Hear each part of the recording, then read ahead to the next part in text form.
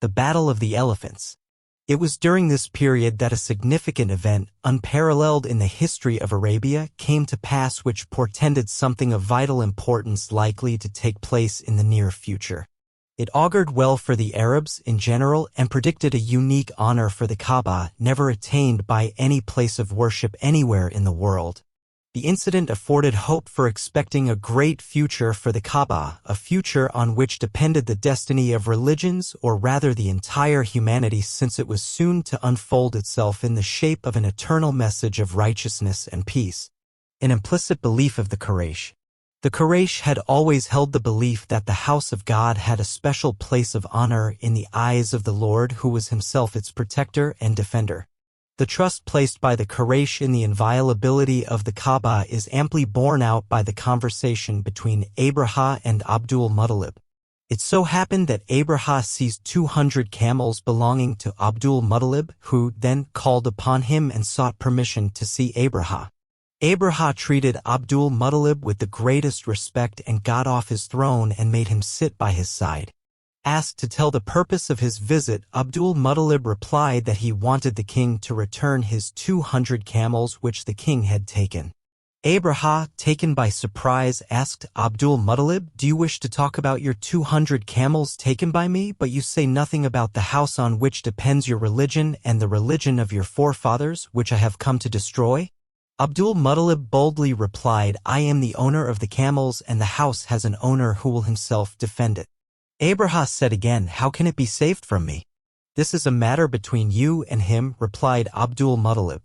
Ibn Hisham, Volume 1, pages 49-50. Who could dare to do harm or cast a blighting glance at the house of God? Its protection was, in truth, the responsibility of God.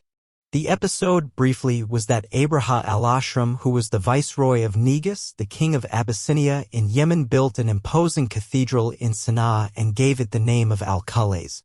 He intended to divert the Arabs' pilgrimage to this cathedral. Being a Christian, Abraha had found it intolerably offensive that the Kaaba should remain the great national shrine, attracting crowds of pilgrims from almost every Arabian clan. He desired that his cathedral should replace Kaaba as the most sacred chapel of Arabia. This was, however, something inglorious for the Arabs. Veneration of the Kaaba was a settled disposition with the Arabs. They neither equated any other place of worship with the Kaaba, nor they could have exchanged it with anything howsoever precious. The perturbation caused by the declared intentions of Abraha set them on fire.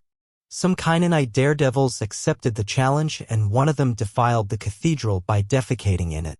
Now, this caused a serious tumult. Abraha was enraged, and he swore that he would not take rest until he had destroyed the Kaaba. Abraha took the road to Mecca at the head of a strong force which included a large number of elephants. The Arabs had heard awesome stories about elephants. The news made them all confused and bewildered. Some of the Arab tribes even tried to obstruct the progress of Abraha's army, but they soon realized that it was beyond their power to measure swords with him. Now, hoping against hope, they left the matter to God, putting their trust in him to save the sacred sanctuary. The Quraysh took to the hills and craggy gorges in order to save themselves from the excesses of Abraha's soldiers. Abdul Muttalib and a few other persons belonging to the Quraysh took hold of the door of the Kaaba, praying and imploring God to help them against Abraha. On the other side, Abraha drew up his troops to enter the town and got his elephant, Mahmud, ready for attack. On his way to the city, the elephant knelt down and did not get up in spite of severe beating. But when they made it face Yemen, it got up immediately and started off. God then sent upon them flocks of birds, each carrying stones in its claws. Everyone who was hit by these stones died. The Abyssinians thereupon withdrew in fright by the way they had come, continually being hit by the stones and falling dead in their way. Abraha, too, was badly smitten, and when his soldiers tried to take him back, his limbs fell one by one until he met a miserable end on reaching Sana'a. 101. The incident finds a reference in the Quran also.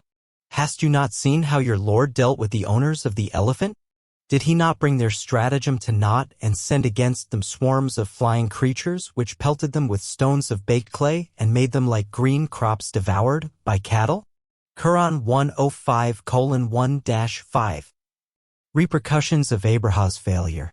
When God turned back the Abyssinians from Mecca, crushed and humbled, and inflicted his punishment upon them, the Arabs naturally looked up to the Quraysh in great respect.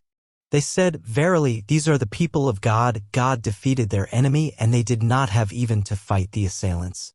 The esteem of the people for the Kaaba naturally increased, strengthening their conviction in its sanctity. Ibn Hisham, Volume 1, page 57. It was undoubtedly a miracle, a sign of the advent of a prophet who was to cleanse the Kaaba of its contamination of idols. It was an indication that the honor of the Kaaba was to rise with the final dispensation to be brought by him. One could say that the incident foretold the advent of the great prophet.